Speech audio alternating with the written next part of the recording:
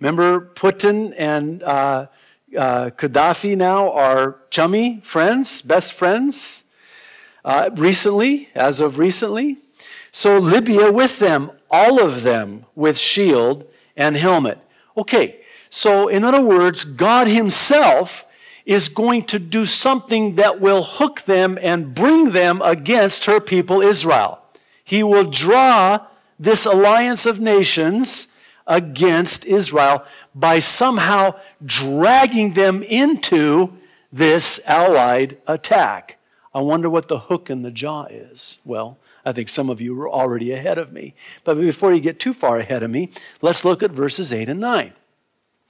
After many days, this is another enigma of sorts in the sense that it doesn't make sense that Israel is here yet. However, I would suggest to you that we may be closer than you think. Now, here's what it says. After many days thou shalt be visited. In the latter years thou shalt come into the land that is brought back from the sword and is gathered out of many people against the mountains of Israel. In other words, when Israel returns to the land, then they will be attacked once in the land. Then, it says, and is gathered out of many people against the mountains of Israel, which have been always waste. But it is brought forth out of the nations, and they shall dwell safely, all of them. Okay, so in other words, Israel will sort of let their wall down, their guard down, and they'll sort of live in this, state of safety and security, and maybe even there's a peace agreement on the table that is the catalyst for them letting their guard down and dwelling safely. Then verse 9, thou shalt ascend and come like a storm. Thou shalt be like a cloud to cover the land. Thou and all thy bands, many people with thee. Okay.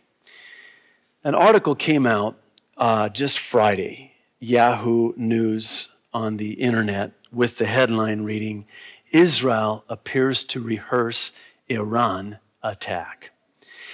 U.S. officials say Israel carried out a large military exercise this month that appeared to be a rehearsal for a potential bombing attack on Israel's nuclear facilities. Oh! Go Israel! The New York Times reported on Friday. It said the exercise appeared to be an effort to focus on long-range strikes and illustrates the seriousness with which Israel views Iran's nuclear program. The newspaper said Israeli officials would not discuss the exercise. You think? Listen, 1981, Israel did this with Iraq. Just last year, Syria. We didn't hear much about it. They took out a nuclear site that could have posed a threat to Israel.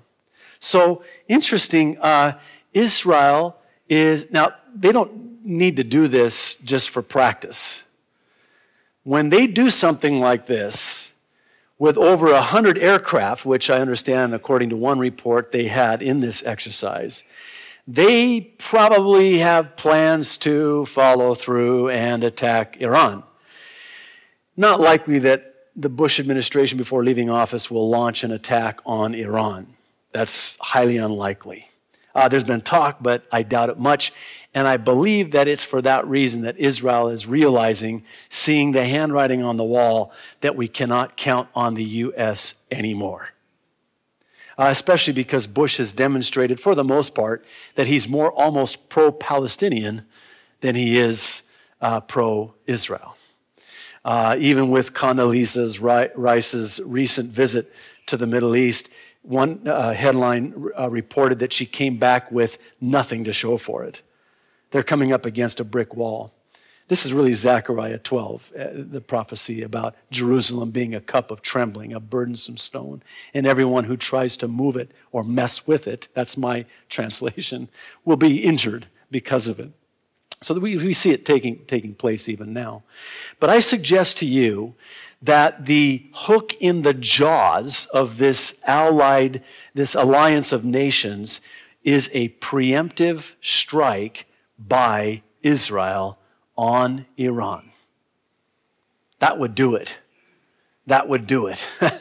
And it could, in fact, if they are successful, and in all likelihood they will be, then dwell in safety as a result. Well, we've eliminated the nuclear capabilities of Iran. We had a successful airstrike against their nuclear power plants, and so we can, kind of just catch our breath and take a deep breath and a sigh of relief, and, it's going to be okay now. And that could be, in effect, verse 9. If verse 4 and 5 is God drawing them against Israel, and if it is a preemptive strike, it could lead to them sort of letting their guard down. Because right now the biggest threat is Ahmadinejad, who has fulfilled a number of prophecies when he has declared arrogantly, demonically, we want to erase Israel from the map so she is a nation no more. That's Psalm 83. That's all over, replete. The scriptures are replete with this, talk of eliminating Israel. Listen, Satan has been trying from the beginning of time.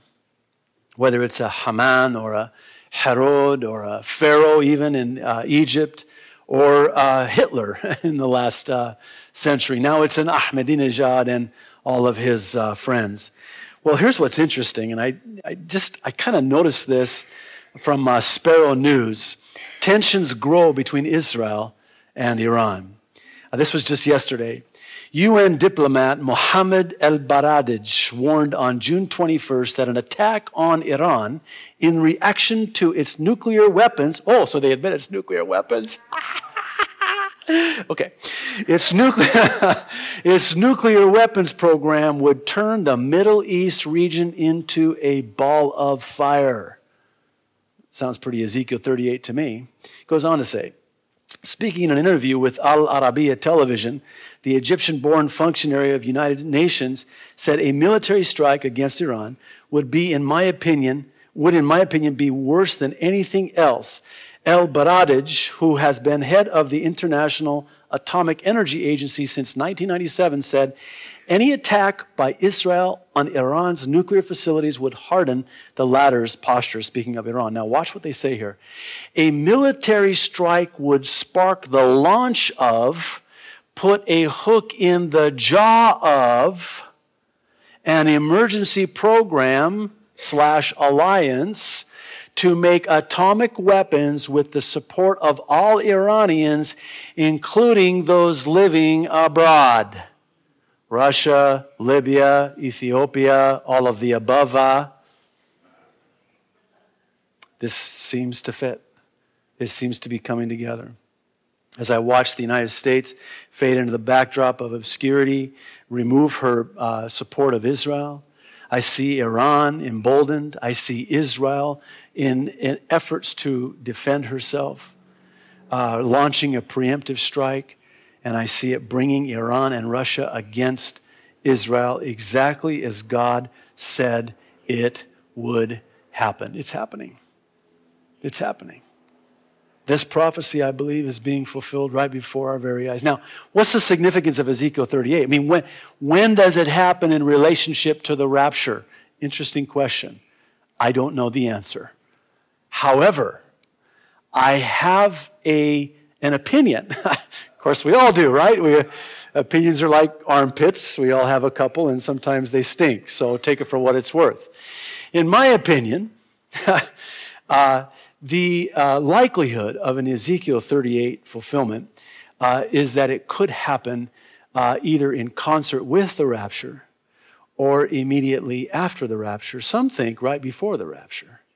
So in other words, it's going to be close in proximity to the timing of the rapture. So in other words, when you see Ezekiel 38 being fulfilled, and you know that the rapture has to be somewhere in there, close in proximity to its fulfillment, what does that do? Well, it does what Jesus said to do. It causes us to look up and lift up our heads and know that our redemption draweth nigh.